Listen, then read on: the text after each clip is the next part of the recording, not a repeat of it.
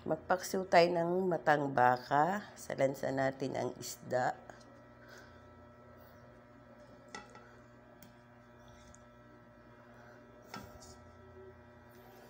Lagyan natin ng sibuyas. Bawang pala. Tapos, sibuyas.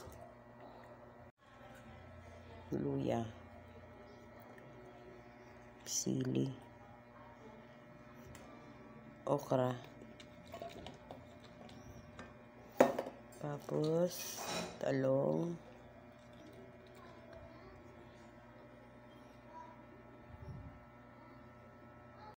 Suka.